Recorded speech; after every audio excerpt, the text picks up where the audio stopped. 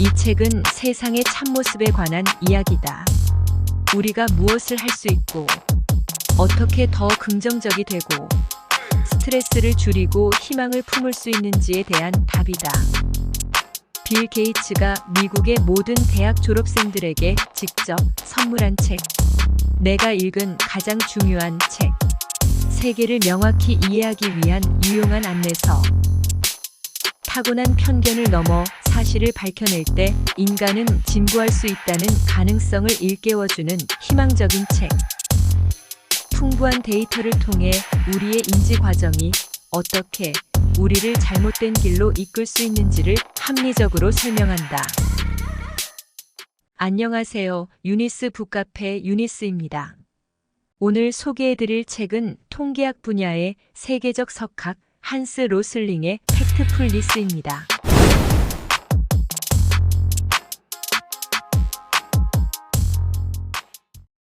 요즘에 올리는 영상은 모두 2019년에 알게 된 책들인데요. 그때 메모해둔 것이 영상을 만드는데 많은 도움이 되고 있습니다. 팩트풀리스도 그 중에 한 권입니다. 그럼 책 속으로 들어가 보겠습니다. 구독, 좋아요, 알림 설정은 사랑입니다. 한스 로슬링은 스웨덴의 의사이자 통계학자이다. 카롤린스카 의과대학 교수로 재직하였고 스웨덴의 비영리 통계 분석 서비스인 겟마인더의 공동 설립자이기도 하다. 겟마인더는 데이터를 시각화한 프로그램인 트렌달라이저를 개발하였다. 2007년 구글이 트렌달라이저를 사들였을 때 구글에서 유용성을 살리는 시니어 디자이너로 일했고 2010년 겟마인더로 돌아와 새로운 무료 교육 자료를 개발했다. 그는 빅데이터를 가장 잘 활용하는 보건 통계학자로 알려져 있다. 통계 물리학이란 전자, 원자, 분자의 운동을 통계적으로 연구하는 학문이다. 사전에 없는 단어 팩트풀리스. 팩트풀리스라는 고유명사로 만들면 사람들이 관심을 갖고 저자가 주장하는 바를 직감적으로 떠올릴 것이라 생각했고, 최근 마인드풀리스, 마음챙김이라는 단어에서 가져왔다고 한다. 팩트풀리스는 사실 충실성이란 의미이다. 수치가 없다면 우리는 세상을 이해할 수 없다.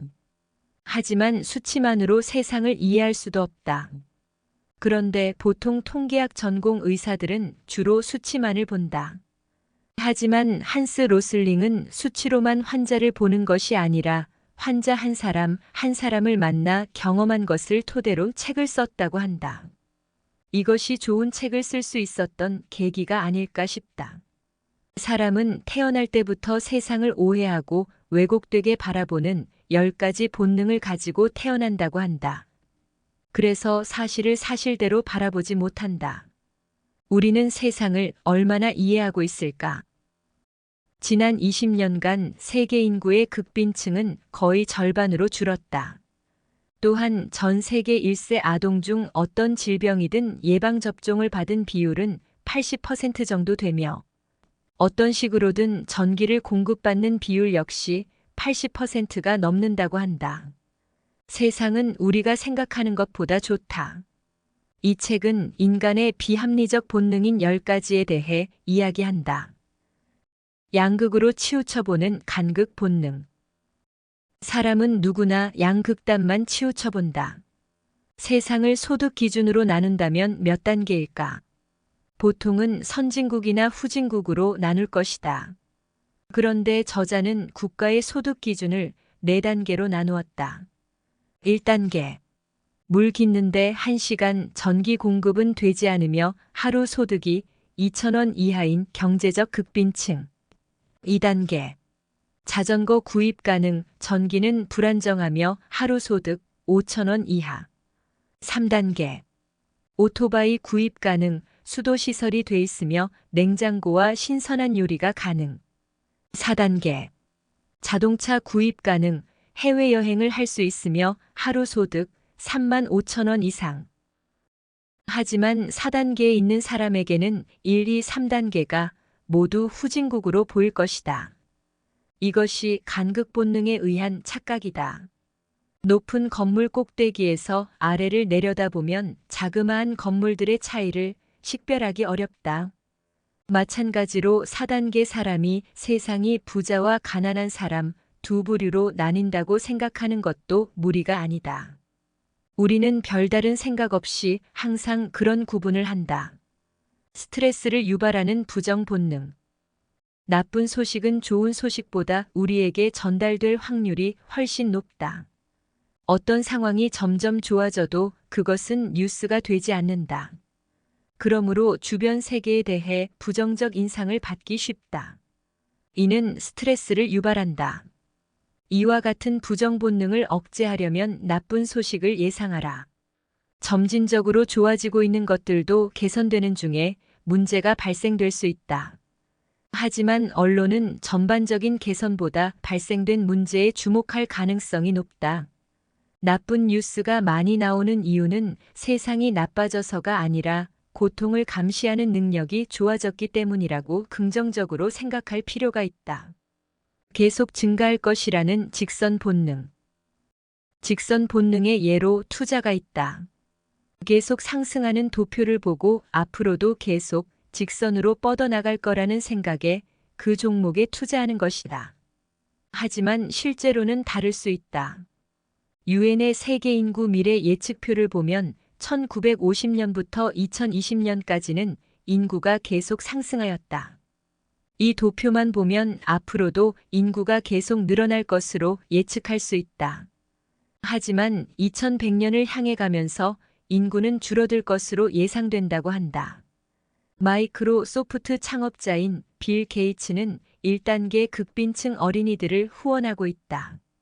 그런데 극빈층 아이들을 살리면 인구가 폭발한다고 비판하는 사람들이 있다고 한다.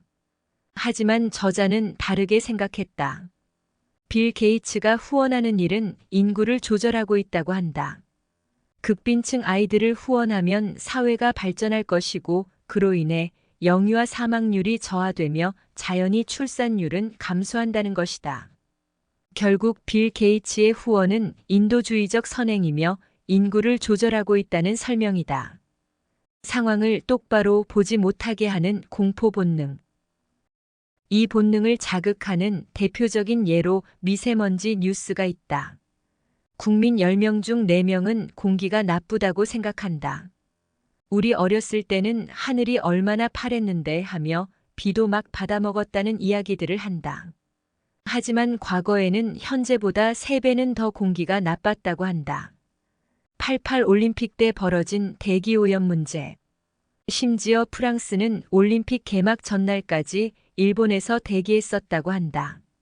미세먼지의 공포를 느끼지 말고 사실, 팩트를 보라. 공포와 위험은 엄연히 다르다. 진짜 위험한 것보다 우리를 놀라게 하는 것은 공포에 지나치게 주목하면 우리는 힘을 엉뚱한 곳에 써버릴 수 있다. 언론은 사람들의 공포 본능을 이용하려는 욕구를 억제하기 어렵다. 주의를 사로잡는 데는 공포만한 게 없기 때문이다. 뉴스 이면의 진실을 제대로 들여다보면 공포 본능이 세계를 바라보는 시각을 어떻게 체계적으로 왜곡하는지 알 수 있다. 단순 크기 비교의 오류, 크기 본능. 2007년 스위스 다보스에서 열린 세계 경제 포럼에서 유럽은 이산화탄소 배출의 책임은 중국과 인도에 있다고 했다. 이에 인도와 중국은 인구 비례로 나눠보자고 반론을 제기한다. 이들의 논리는 단순히 이산화탄소 배출의 총량만 비교하는 것은 중국 14억 명의 몸무게와 미국 3억 명의 몸무게를 비교할 때 중국의 몸무게가 훨씬 크다. 그러므로 중국의 비만도가 더 높다라는 결론과 뭐가 다르냐고 말했다. 이것이 크기 본능의 예이다. 뉴스의 수치가 달랑 하나만 나오면 그 수가 1년 전에는 어땠을까? 10년 전에는 1인당으로 환산하면 몇일까? 여러 가지 비율을 비교한 뒤라야 그것이 정말 중요한 수인지 판단할 수 있다. 혈액형별 성격으로 본 일반화 본능. 사람들은 끊임없이 범주화하고 일반화하는 경향이 있다. 우리 사고가 범주화하려면 범주화는 필수다. 범주화는 생각하는 틀을 잡는 작업이다. 나누면 구분하기 쉽고 옳은 판단을 할 수 있다. 하지만 일반화 본능은 우리에게 유용하지만 세계를 바라보는 시각을 왜곡할 수 있다. 실제로 매우 다른 사물이나 사람 또는 국가를 같은 범주로 잘못 묶을 수도 있고 같은 범주에 속한 다른 대항을 다 비슷하다고 단정할 수도 있다. 언론은 이런 일반화 본능에 속한다. 많은 사람들이 문제 있는 일반화를 고정관념이라고 한다. 흔히 인종과 성별을 얘기할 때 고정관념이 끼어든다. 일반화 본능의 혈액형 성격론에 대한 이야기다. 교수가 학생에게 혈액형이 뭐냐고 물었다. 학생은 A형이라고 답했다. 그러자 교수가 어쩐지 하며 웃는다. 학생은 한술 더 떠서 정확하네요 하며 웃었다. 타고난 건 변하지 않아. 운명 본능. 운명 본능은 타고난 특성이 사람, 국가, 종교, 문화의 운명을 결정한다는 생각이다. 그래서 무언가가 지금의 그 상태인 것은 피할 수도 빠져나올 수도 없는 이유 때문이며, 그래서 그것은 늘 그 상태로 존재했고 앞으로도 절대 변하지 않을 것이라고 여긴다. 운명 본능이 나타나는 가장 흔한 사례는 아프리카는 항상 무기력하고 절대 유럽을 따라잡지 못한다는 생각이다. 또 하나는 이슬람 사회는 기독교 사회와 근본부터 다르다는 생각이다. 이 종교 또는 저 종교는, 그리고 이 대륙은, 저 문화는, 그 국가는 전통적인 불변의 가치가 있어서 절대 변하지 않을 것이라는 또는 변하지 말아야 한다는 생각은 모두 겉모습만 다를 뿐 근본은 같다. 언뜻 그럴듯한 분석 같지만 자세히 들여다보면 본능이 우리를 속인 것일 때가 많다. 고상하게 들려도 사실로 위장한 느낌일 뿐이다. 운명 본능은 타고난 특성과 사람, 국가, 종교, 문화의 운명을 결정한다는 생각이다. 이런 본능이 주변에서 일어나는 사회의 모든 혁신적 변화를 보지 못하게 만든다. 미국과 이란 중 출산율이 더 낮은 나라는 어디일까? 이란이라고 한다. 2017년 여성 1인당 평균 출생아 수는 미국은 1.9명이었고 이란은 1.6명이었다고 한다. 요즘 이란은 교육 수준이 높아지고 결혼 전에 남녀의 성관계에 대한 의무 교육을 한다. 심지어 세계 최대의 피임 기구인 콘돔 공장이 이란에 있다고 한다. 그래서 신생아 출산율이 미국보다 낮은 것이다. 출산율이 종교 등으로 결정되는 것이 아니라 소득 수준과 교육으로 결정됨을 보여주는 예이다. 사실 충실성은 사소하고 느린 변화라도 조금씩 쌓이면 큰 변화가 된다는 사실을 기억하는 것이다. 운명 본능을 억제하려면 더딘 변화도 변화라는 사실을 기억하라. 한 가지 원인만 생각하는 사람들. 단일 관점 본능.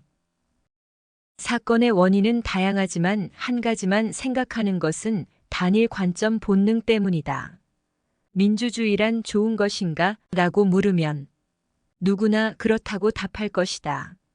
그런데 민주주의가 되어야 사회와 경제는 발전한다는 질문에는 어떻게 답을 할 것인가?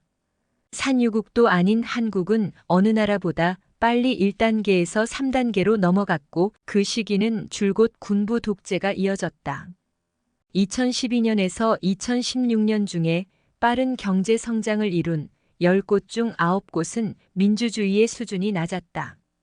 결국 이 얘기는 경제 수치 하나만 보고, 민주화 하나만 보고, 한 가지 측면만 보고 단정 짓는 것은 위험하다는 것이다. 다각도로 입체적으로 분석해보는 것이 필요하다.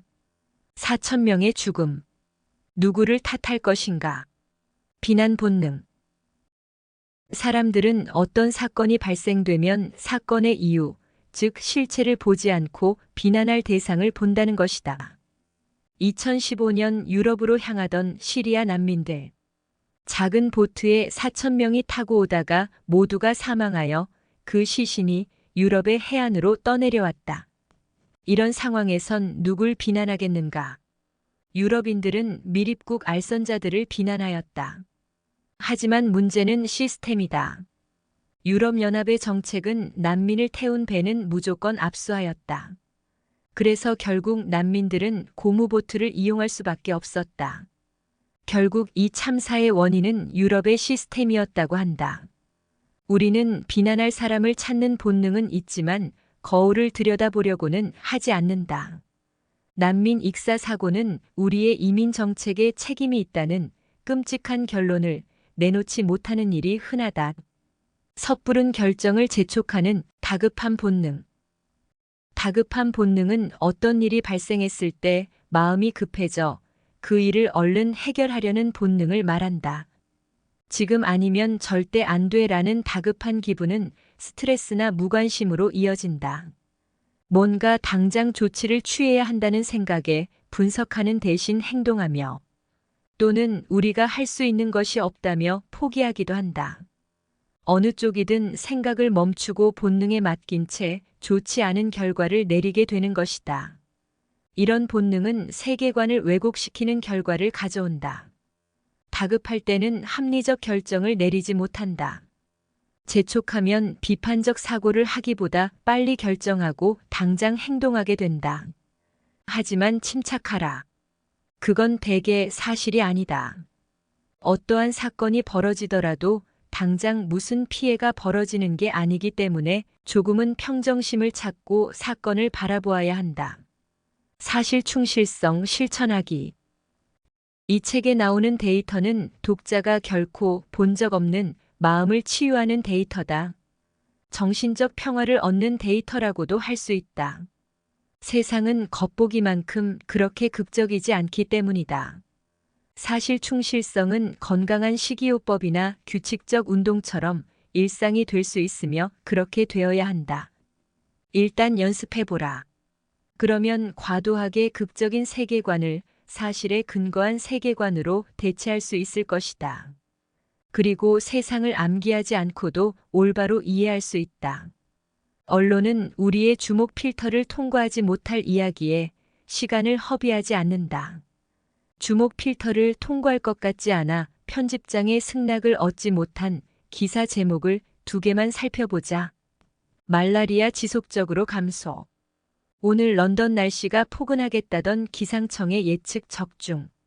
반면 우리의 필터를 쉽게 통과하는 주제를 나열해보자. 지진, 전쟁, 난민, 질병, 화재, 홍수, 상어 공격, 테러. 이런 드문 사건은 일상적 사건보다 뉴스로서 더 가치가 있다. 그리고 언론에서 꾸준히 봐온 드문 이야기가 우리 머릿속에 큰 그림을 그린다. 그래서 아주 조심하지 않으면 그 드문 일을 흔한 일이라고 세상은 그렇게 돌아간다고 믿는 수가 있다. 한스 로슬링이 전하는 마지막 메시지.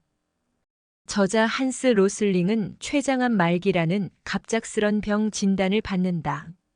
의사는 2개월은 더 살 수 있다고 했다. 운이 좋아도 1년은 넘기기 어렵다고 했다. 그는 2개월 동안 팩트 플리스를 썼다. 그는 책을 쓰는 와중에 결국 사망했다. 암 진단을 받고 절망스러운 와중에도 한 가지 기쁜 게 있다면 산더미 같은 업무에 더해진 짐이던 지필 작업이 지적 자극과 기쁨의 원천으로 변한 것이다. 저자가 우리에게 던지는 메시지는 무엇일까?